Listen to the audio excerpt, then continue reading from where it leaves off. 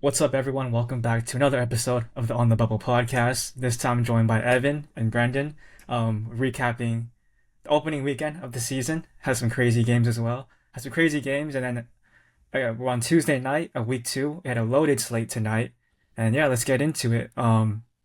Quick weekend recap. Some of the games this weekend that the top three games of the weekend, in my opinion, were Alabama, St. John's, Arkansas, Michigan State, Yep. and North Carolina, Kansas. Gonna start off with Alabama, St. John's. Um, incredible game by Alabama. A crazy shootout, offensive explosion, which I honestly didn't really expect. Alabama came away with a 103-96 win. What were your guys' thoughts? Yeah, they were really like pushing the pace during that game. I was texting you guys during the game and I was like, damn, this place is unbelievable. They are going crazy during this game. And it's kind of like Alabama from last year. They're able to rack up the points from their incredible shooting. Their guards played great. Number three, I forgot his name, but he played really good. He got, I think, some cramping going on in the game, but then he was fine. Came in and did all right the rest of the way. But then, yeah, I was just really impressed by them, and I feel like if they can keep that up, they can be a very, very dangerous team. They got Gonzaga coming up in a couple weeks, which is Gonzaga's playing right now. They're playing Creighton. I think they're up right now. I haven't checked in a while, but Think so. Think yeah, they so. look good. Their guards look good, and yeah, those are my thoughts. Yeah, I mean, couple things. First of all, like Evan was saying, that environment was insane at the Garden. Obviously, a St. John's heavy crowd, but just the energy, and just a high level basketball game. Both teams were scoring the ball. Obviously, Alabama eclipsed that 100-point mark, which I believe it's the most points St. John's is giving up under Rick Pitino. Especially we're early, so you don't have much of a barometer to really rate the St. John's team. But you go back to last year, and they were one of the best defensive teams in the country. So are they? Is Alabama's offense that elite? Or is St. John's defense not quite what it was? Maybe a little bit of both. But like Evan mentioned, the guard play too by Alabama. Aiden Holloway and LeBaron Philon really stepped up. They both had over 20. They combined Aiden for Holloway is a 46. really, really crafty player. He's really fun to watch. Yeah, I mean, I think they both are, and I think it kind of answers a little bit of a question of, where do they go without Mark Sears replacing him? Um, and neither of those guys are quite Sears level, but pairing the two of them together, when you have two guards who can beat defenders off the dribble, they can create knockdown jumpers, can really kind of score in any way. They're really crafty. It's just tough to stick in front of. It's so hard to defend when you have two guys who really can beat majority of players in the sport off the dribble. Forces defenses to cave, to help, to collapse, opens everything up, and that's what made them so effective in a insane environment against a very, very good defense, or what we think is. Maybe St. John's turns out to have a bad defense, and we'll see as the Hmm. year progresses. But crazy game. We all picked Absolutely. St. John's. Scott emphatically said that St. John's was Yeah, going to run Alabama out the gym, which I wish he was here to talk about. I'm curious. Love We to haven't see talked them to him on. about this game right. a ton, but I think, yeah, the biggest thing was walking away very impressed with Alabama, Mhm. especially replacing Sears. The guard play, uh, Taylor Bowen scored a lot for them. I think he had, I'm not looking at a stat sheet, but I think he had over 20 or around there. Yeah, very, very impressed with Nate Oates' group. Right. I agree. I think my like you guys said, my biggest thing was like even you said, Brendan, like Alabama's guards, it just or even Alabama as a whole, they seemed like they were able to just beat everyone off the dribble and get to the paint at will. I thought that was super impressive for me because we always thought like St. John's is this I mean, St. John's is this physical team that would play like a gritty play style. So me personally, I thought like it was just clashing play styles and I thought St. John's had the upper hand, especially in that MSG environment. So I Yeah. was super impressed with that. I like and it seemed like they had offensive stretches where they just looked unstoppable. So, and then my question for you guys is in terms of Alabama, where does this put them like in the SEC? I know because obviously Florida they dropped to Arizona last week, but they didn't even look bad at all. But you had Auburn who looked didn't really look good at all last week, and then I feel like you kind of where does that put Alabama at least in the SEC for you guys? It's still early though, but I think Alabama can definitely be in the bunch. Like, obviously, you mentioned we have still Florida, who Mhm. looks honestly kind of iffy, but they pulled away today. But I think, honestly, Mhm. their guard play early on looks kind of iffy. Boogie Flan pulled away late in this game, though. But yeah, you have Florida, and then you have Kentucky. And I feel like, honestly, Mhm. Alabama could probably compete with both those teams. They compete with anybody in the SEC if they play like how they did with St. John's. Mhm. So I think it's up to if their guard play can really keep it up, and they definitely have the talent to do it. So yeah, I feel like they could honestly uh, beat anybody in the SEC in my eyes with the talent that they have. So Yeah, I think I would have to look back at what my rankings were when I put those together on Sunday, but I think right now I would have to have Alabama at the top of the SEC. Even tonight, like I was talking about Florida, they only beat Florida State by two. They were in grave danger of dropping that one. I'm not very high on Auburn. Kentucky, I think is good. I think Kentucky is very good. They lost tonight to Louisville, which we'll talk about more, but I just right now like that was I think we're super early, but that was the best win any team has so far this season, off the top of yeah, my that head. was definitely a And great so, one. yeah, so I think right now I Cheat have to code have game. Alabama at the top. I'm a big proponent of guard play wins can win you a lot of games, and how many backcourts are really competing with those two. Uh, we've seen Nate Oates' system work for years now. Even stretching to March. Back to the Phoenix Final Four. So I think Alabama right now is the team to beat, especially with Florida looking vulnerable. I'd probably have Kentucky right behind them. And so you guys can call me out if I'm missing anyone that should be up there with those um, two. Tennessee, Oh Tennessee, yeah, that's yeah, right, right? they haven't really Tennessee. played anyone yet, so I Yeah. don't know how Yeah, I don't like it's like right Mhm. now. I'll give Alabama credit for playing St. John's at the Garden, so Right. right now I'm comfortable having them at one. But yeah, Tennessee, I was blanking Right. there, but yeah, Got you. they're up there. Yeah. Super impressive game. I think my overall takeaway too, just all from all three of these games that we'll talk about from last this past weekend is that like I think St. John's will be fine. I think Alabama Hmm. just caught fire in them, but I don't hmm think there's anything like really alarming with St. John's. I think like maybe their perimeter defense needs to clean it up because their guards Alabama's guards were able to get in the paint. But I mean that's one of the best backcourts in the entire country. But I yeah, wasn't they'll be fine. overly They're concerned with St. wicked. John's at all. They're Yeah. wicked talented. They'll be No, okay. I wasn't Mhm. concerned with them either. They lost a close game to a great team, and game two of the year. Right. So they clearly have a lot of talent. Zuby Ejiofor had he Yeah. dominated. I think he had like 27 and 10 or something like that. Bryce Hopkins had 19. Um, yeah, that perimeter defense though just it wasn't there against Alabama. Now we're gonna find Right. out was that Alabama made them look silly or is there a real problem there? Right. Definitely.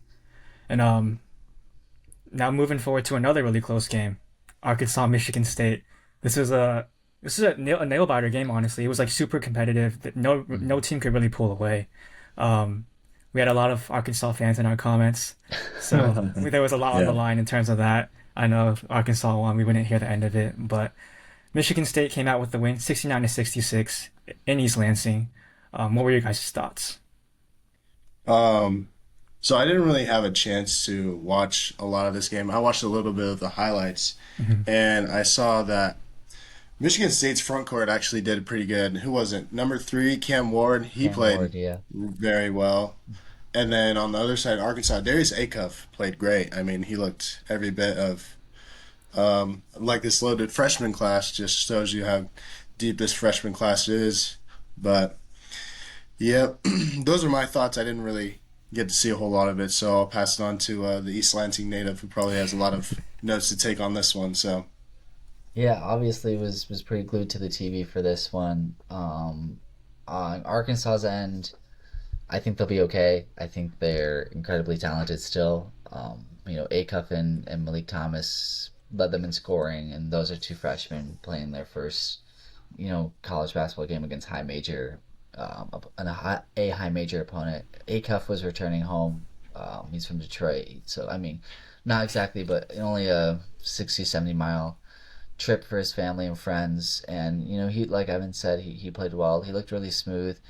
He wasn't wildly efficient. Well, I think he went 5 of 16, and then Malik Thomas went 5 of 15. So the two young freshmen kind of struggled from the field, but they definitely, I think, will be fine. It's early, and Michigan State, really for the past few years, has been really elite defensively, especially on the perimeter. That's kind of been their bread and butter the last few years, especially last year when they made that Elite Eight run. But really, Michigan State was the story here. I thought, entered the fact of the matter is Michigan State isn't as talented as Arkansas, but I really like how everything fits with them. I think Cam Ward having I think 18 and 10 off the bench is huge. Yeah, It great game kind of for him. cements, Michigan State. They did go to the portal. They did add Caleb Lang, who then had a season-ending injury in the offseason, and then they added Trey Fort, who a Stanford transfer, who I think once he gets a little bit more adjusted to high major basketball, will be very effective offensively. But the rest of the group is returners and freshmen, and in an era where this freshman class is great, but Cam Ward wasn't entering as a 5 star. He wasn't a guy where okay, he's going to be a vocal point of our offense. That wasn't the mindset Michigan State had with him coming in, and the culture there just you find guys that fit, regardless of that star. Not 5 star guys, but talented players who fit their system, who want to be there. They call them OKGs, our kind of guys. And I think you see that with a Cam Ward having a 18 and 10, efficient, just energy.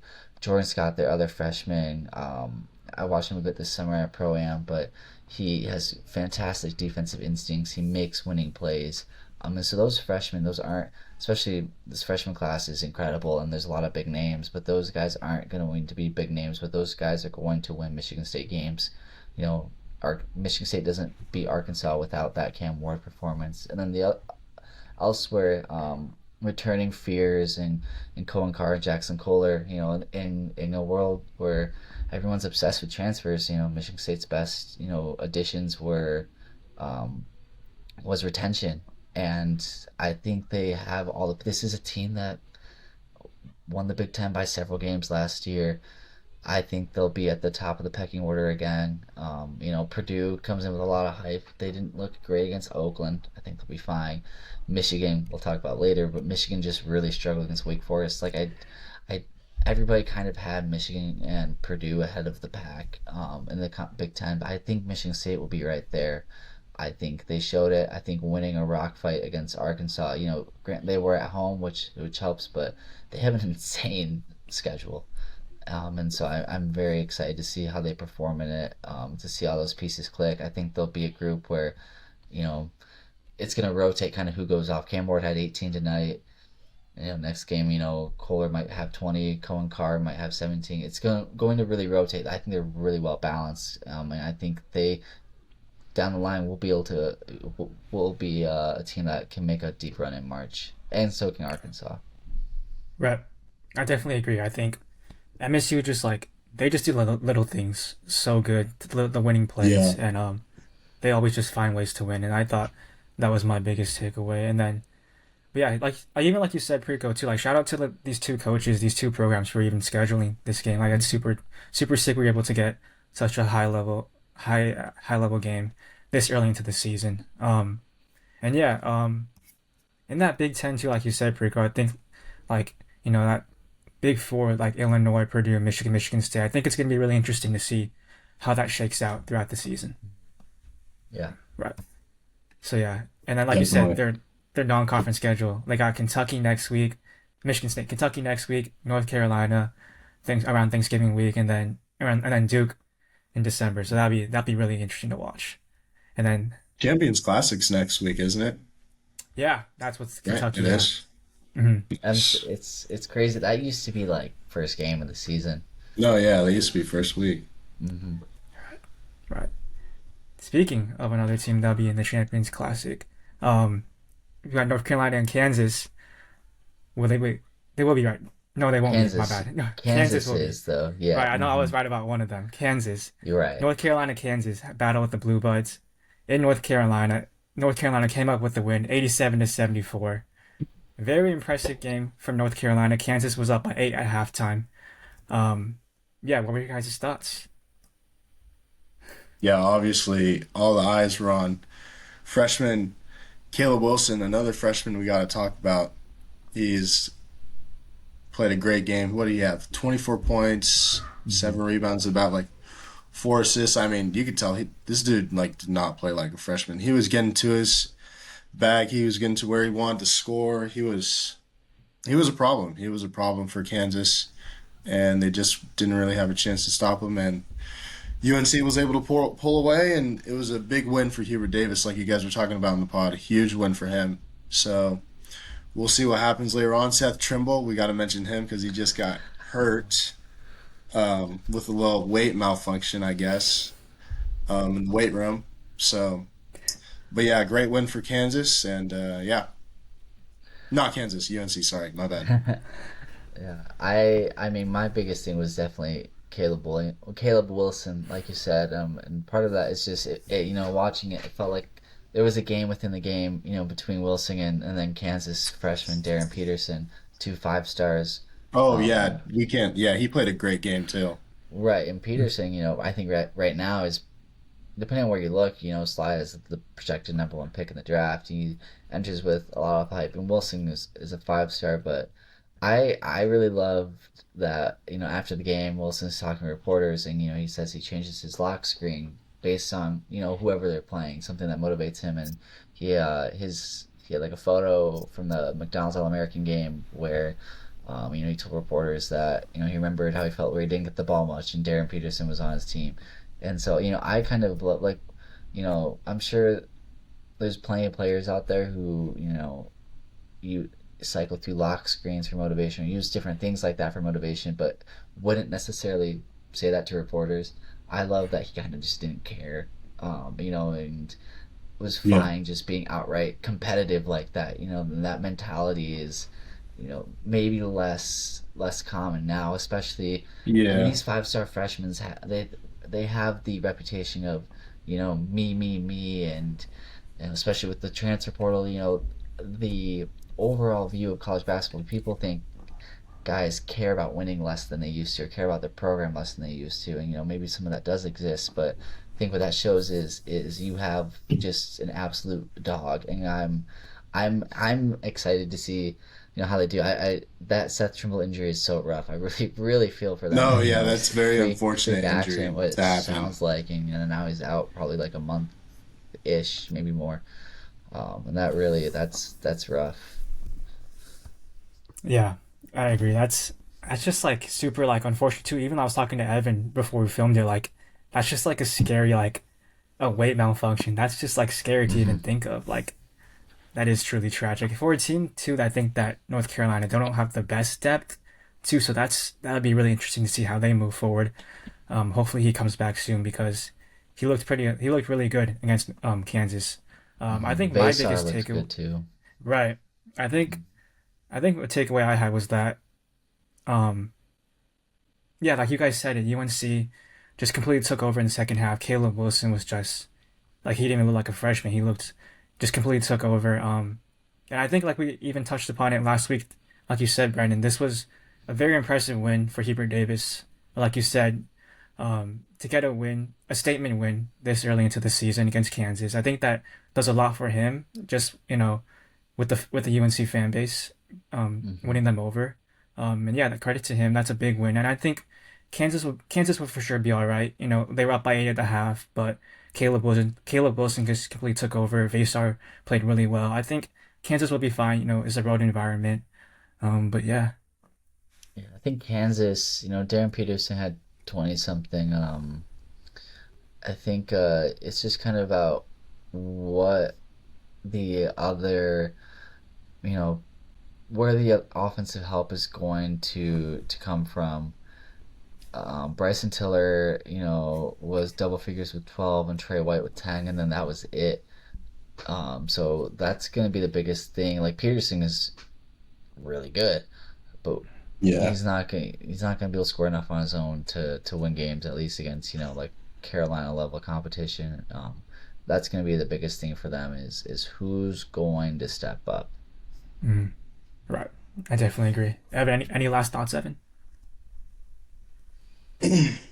Um, for this game, I do not have any Mm-hmm. last thoughts. Got you. Okay, so then that's it for recapping this past weekend. Going into this week, we had a loaded slate just today. Today on Veterans Day. Kentucky Louisville. This was a game where we had posted a clip, and then it actually went pretty crazy on TikTok. Yeah, I Lots think of that's our best clip so far. yeah, So yeah, lots of yeah, shout out passionate Louisville fans. We know fans. this rivalry is a crazy rivalry. I've already seen some crazy stuff on Twitter this morning, but yeah, it was a great game. I wasn't able to watch because ESPN doesn't allow me to watch it, but Yeah, but damn shame. but Louisville came out with a 96-88 win. Just looking at the box score, lots of offensive fireworks for Louisville. I think they were up by as much as 20, I believe, at one point I saw. Yeah, they were Um, up 20 Yeah. at some point. yeah, so let's get right into it. What are your guys' thoughts? Yeah, I was watching this game and you said Scott was right. Their pacing Yeah, was absolutely insane. They were going up and down the floor. Their guard play, just like Alabama's, was insane. You had Conwell, the senior had 24, and then you had Mikael Brown, the freshman, again, another freshman Another that we got to freshman. talk about. Was damn near 30 points, 29 points. I think he also had some cramping problems in the game, but he did come back, but something to obviously monitor. But yeah, they played insane. Scott was right from what he said earlier. yeah. But I think Kentucky still didn't look that too bad.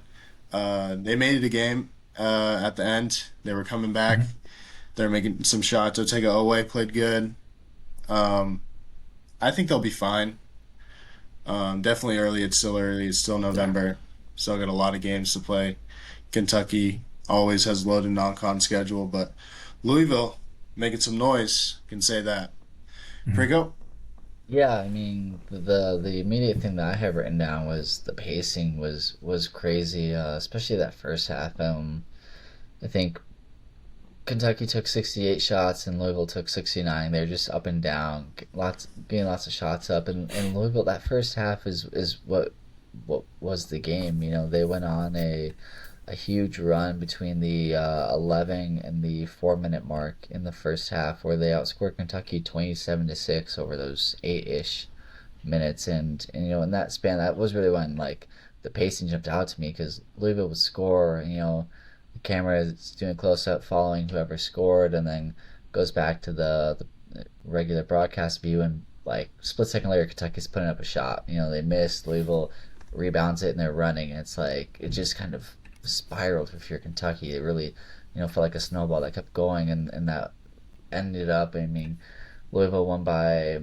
8. Kentucky got down to I want to say 4 in the second half, and so that 8 minutes when you outscored them by 21, that was the game. Kentucky could never overcome that. I think part of the reason that Louisville just appeared to be more ready was they did do a secret scrimmage against Kansas, and this was they had like already a taste of high level basketball playing a legit Power 5 opponent.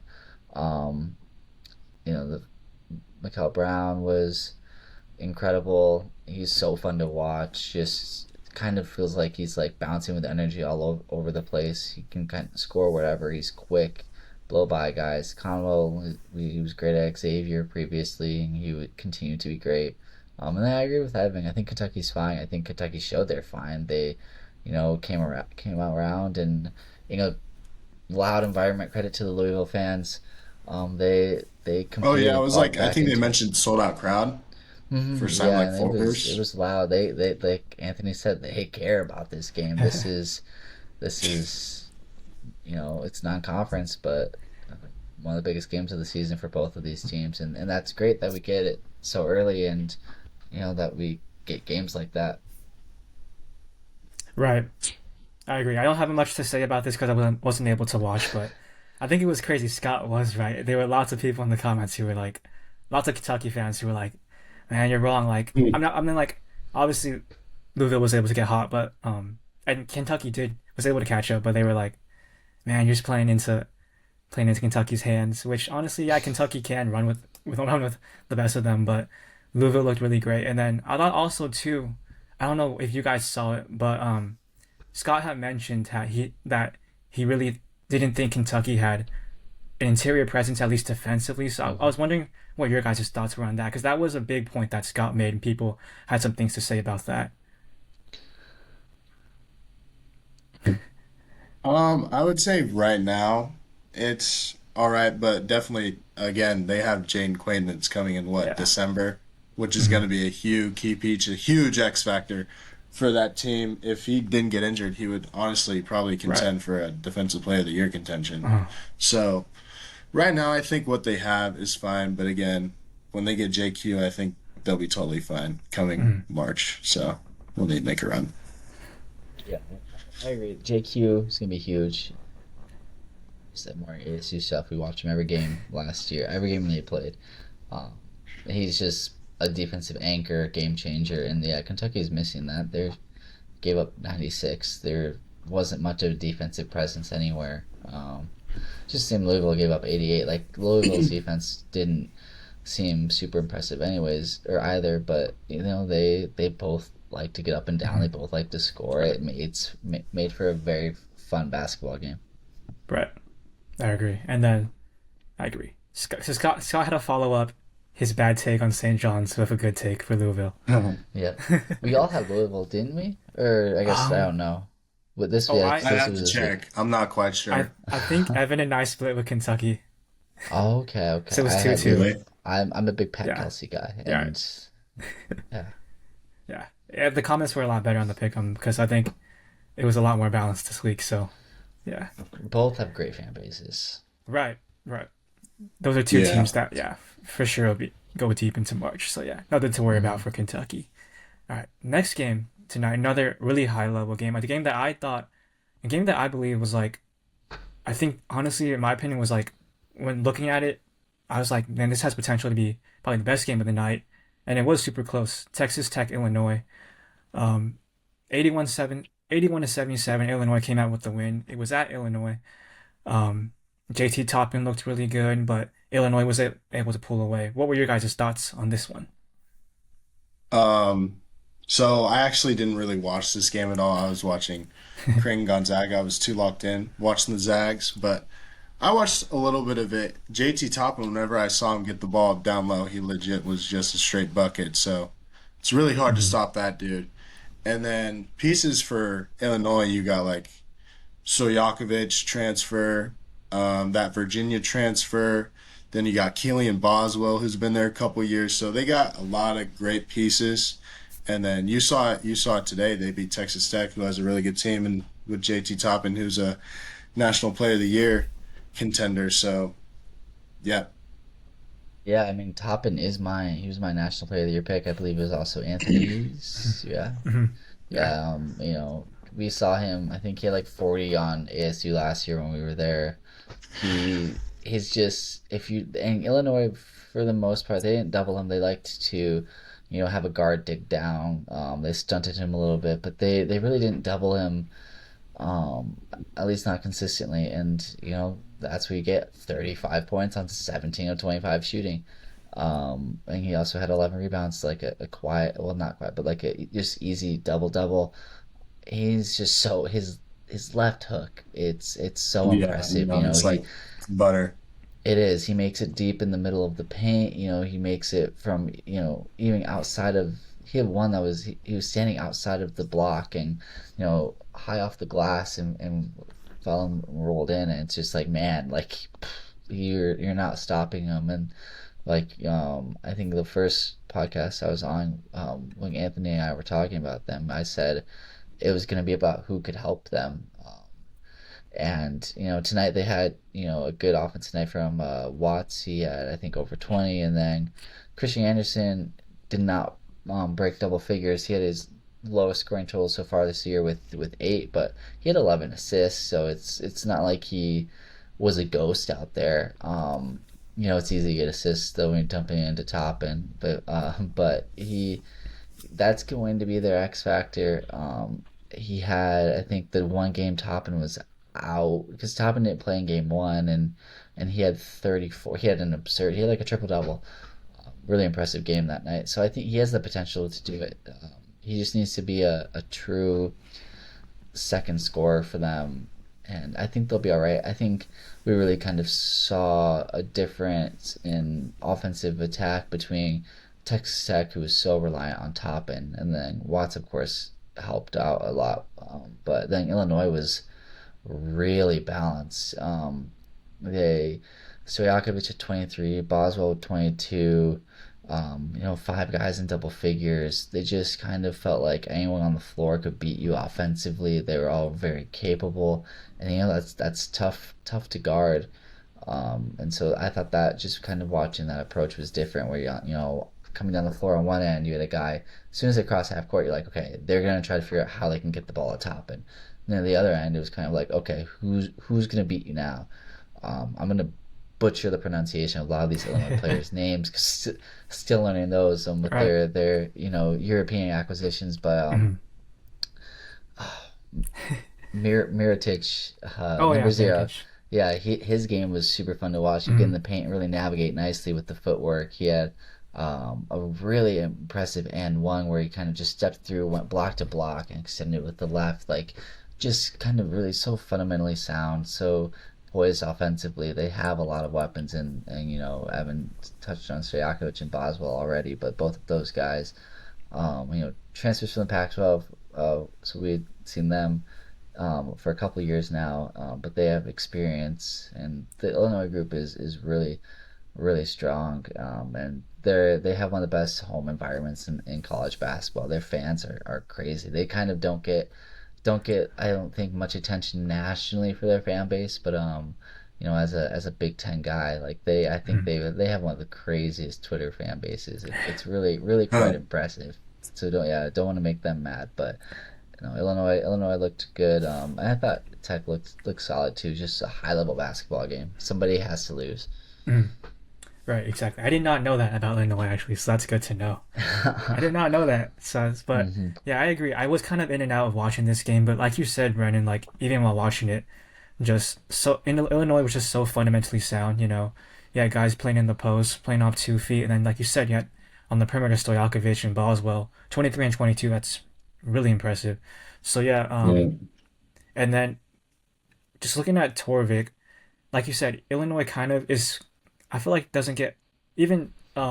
I feel like how they play just doesn't get as much national attention.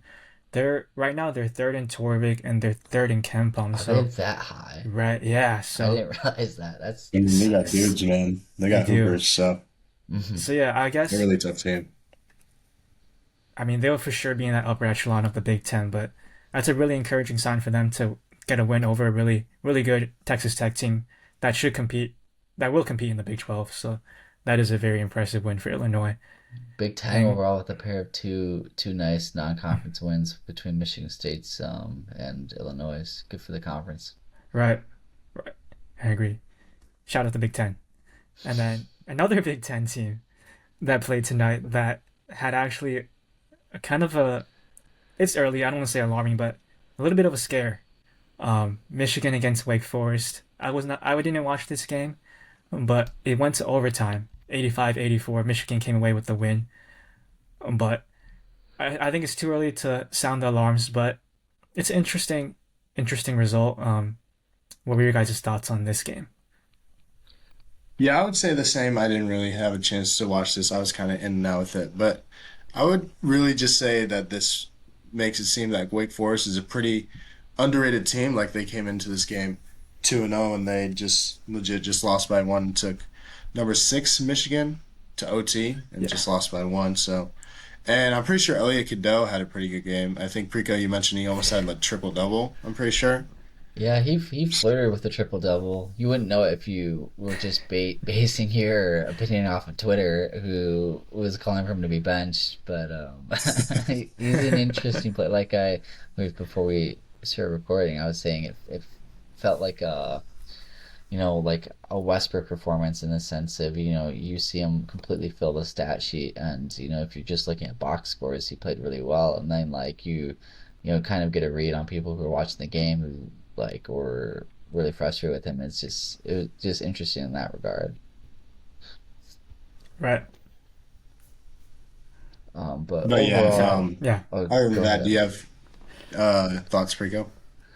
Yeah, well, first of all, I mean, Michigan, like I'm looking, their win percentage or win probability was down to 21% with their 4 minutes left. They're down by seven. For a good chunk of time, it was looking like they were gonna lose this one. But Mara, the Oh, former he played UCLA Blue, great. He he played was unbelievable. really really great. Yeah.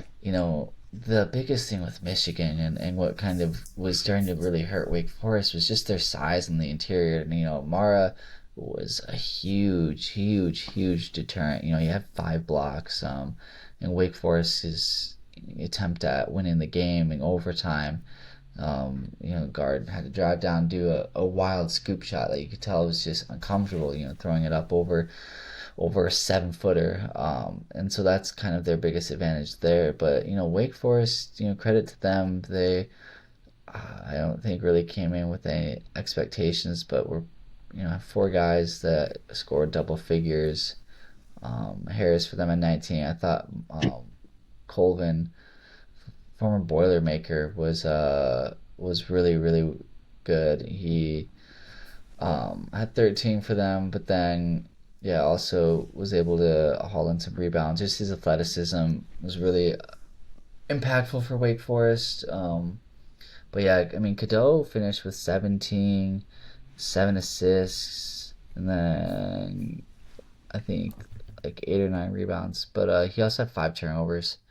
From your point guard, obviously that you don't want that number getting too high, and so I'm just kind of curious to see how he plays throughout the rest of the year. I don't have any read on Michigan because they looked incredible when they destroyed Oakland. I think they scored Right. like 120, and then Oakland played Purdue tough. Like Oakland's not like a slouch. I mean, they're Mhm. obviously the team you're supposed to beat by like a solid amount, but Campy's a great coach. We've seen them, recently beat Kentucky in March. They play Michigan State almost every year. A lot of times they play them decently tough. There's talent there. Like it's not like a complete pushover, and they destroyed them. And so I'm excited for Michigan's first true test. First time we get to see them against like a top 25, top 30 team in the sport, and see how they do, see what they have, and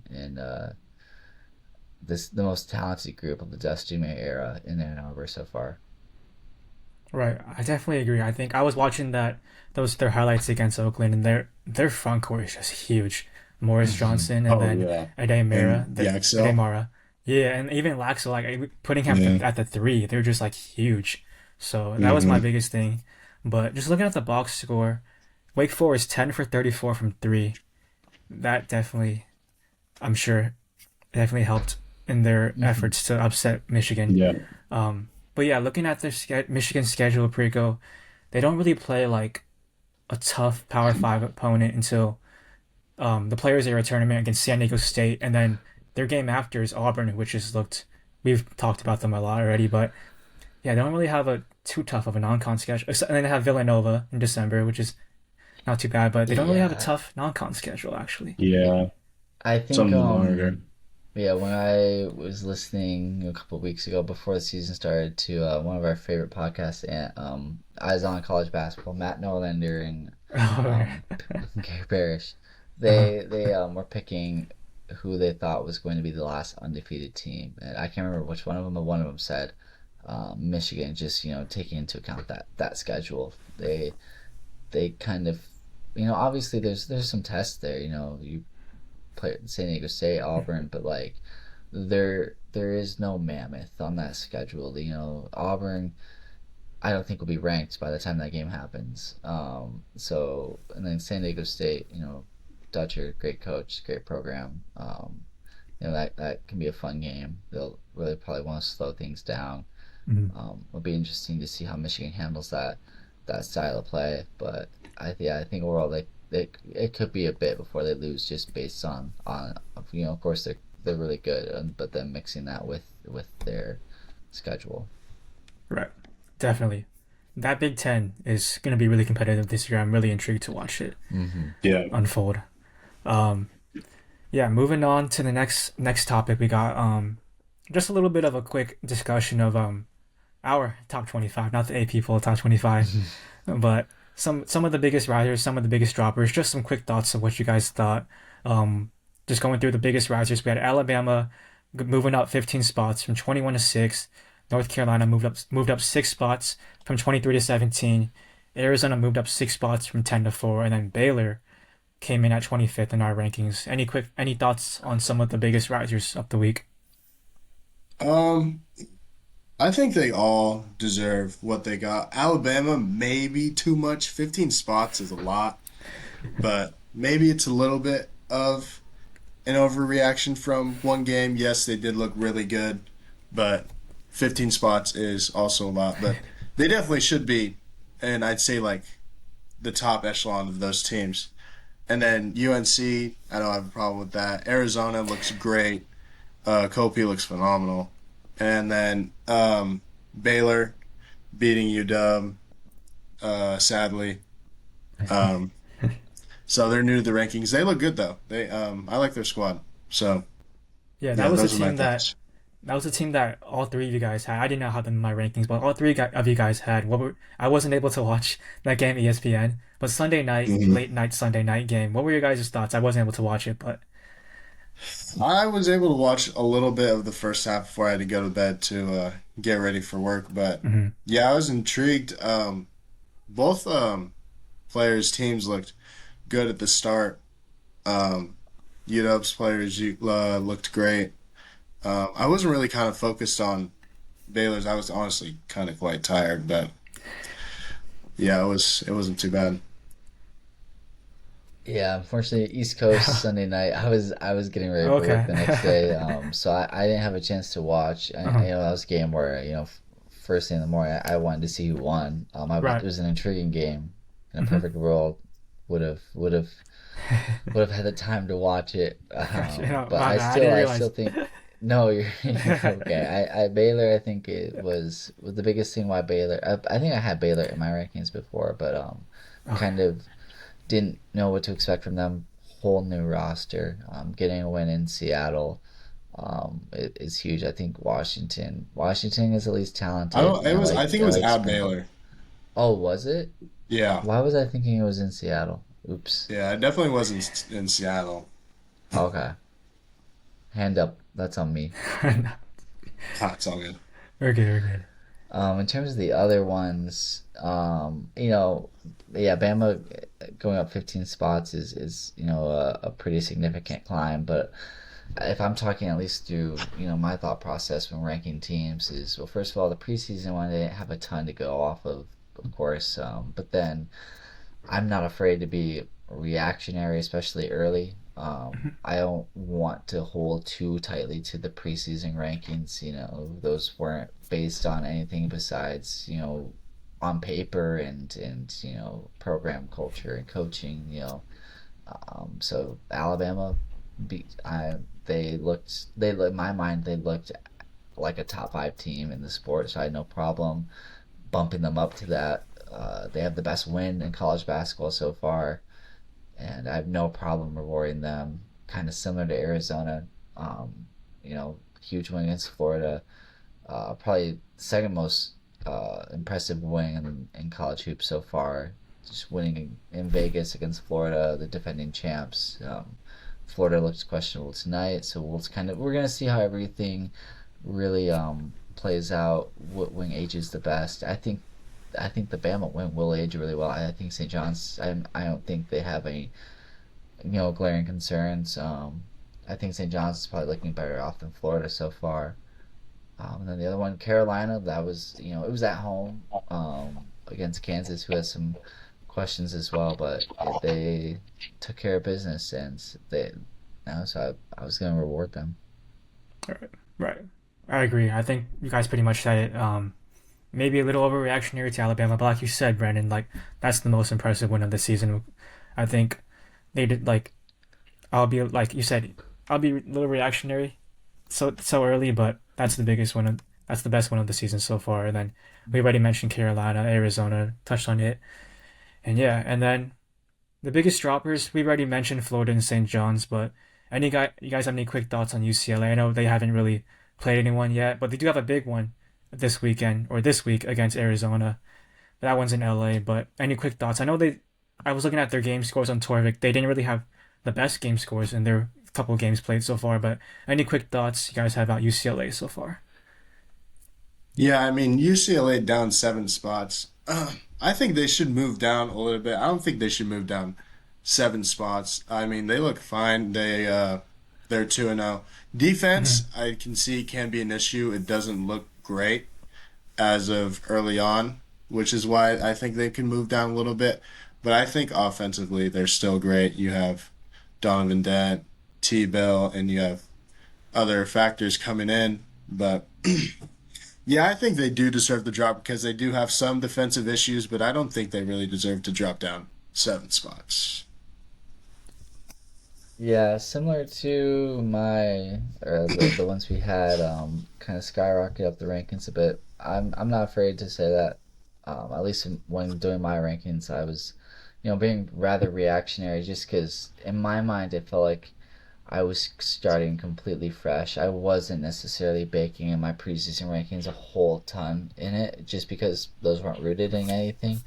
UCLA, Eastern Washington, they only beat by 6. Pepperdine, they beat by 9, but it was even closer for a lot of the game. Hmm. On Monday, they had a 20-point win, but Oh. I forgot my rankings on Sunday, so I think just they hadn't, on paper they were great, but they hadn't done anything to really.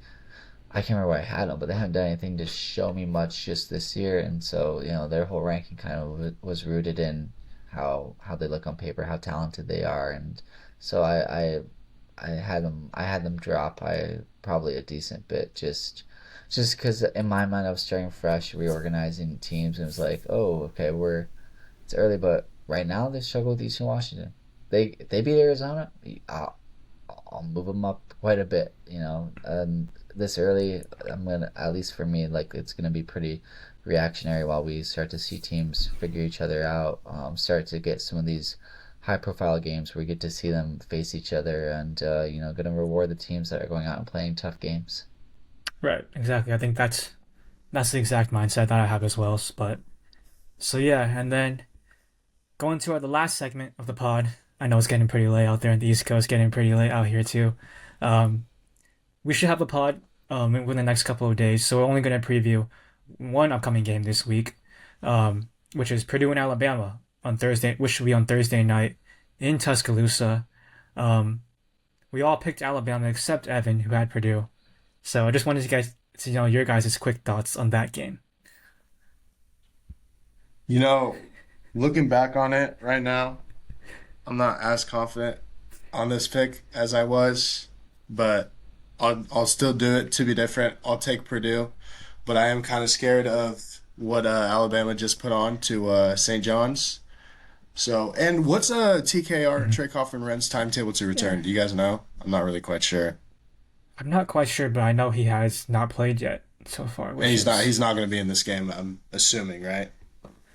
That's a great question. that is a good question. I'm not sure. Maybe we'll know closer Because that would be to huge. Thursday, If he but that would be plays, right. I would have way more confidence. If he doesn't, there's a pretty good chance Purdue could lose this game. But I'm putting my faith into Braden Smith and company, and he's going to have a Braden Smith National Play of the Year legacy game.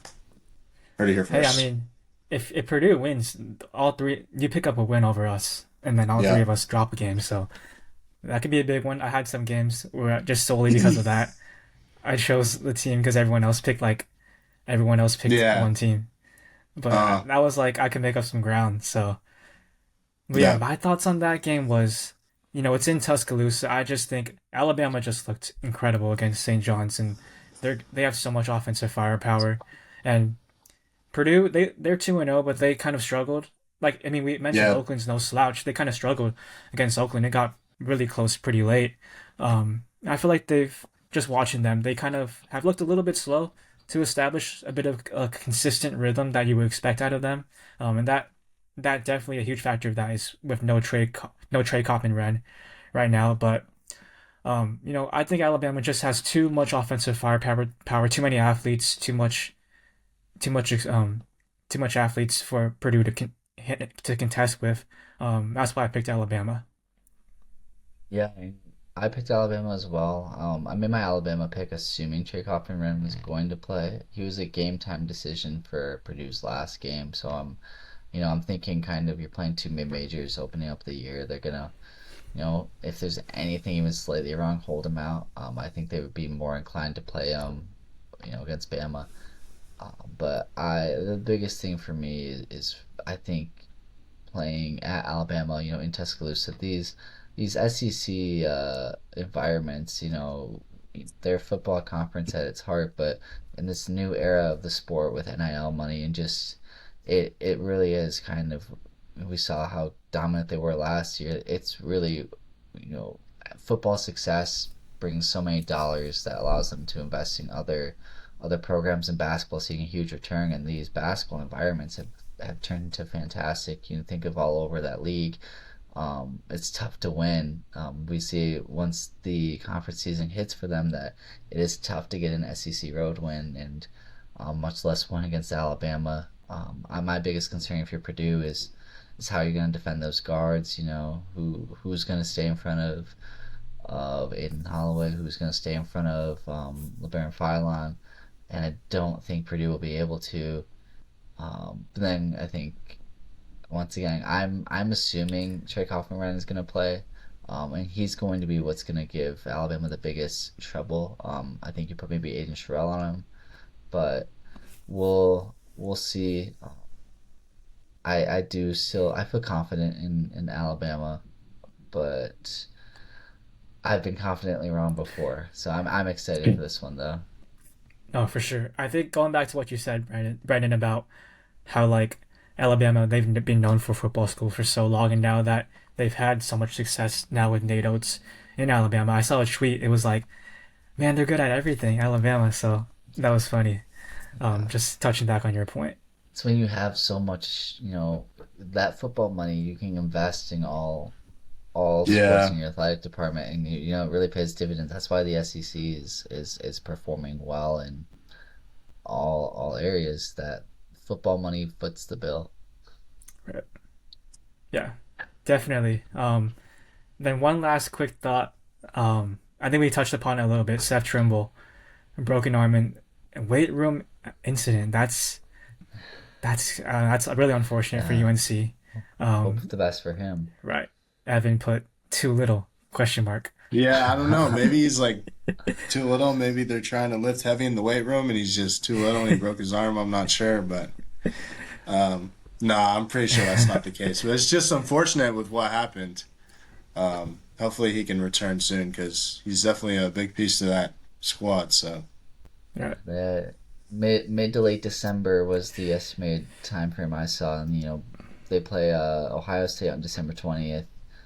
So maybe he'll be back at that point. But then before that, they do have games against both Michigan State and Kentucky, I believe. Mhm. So they're gonna have to go without him for those games, and we'll Right. see. We'll see how they do. Right. That makes like their win over Arkansas that much more important because you got that win already under your belt.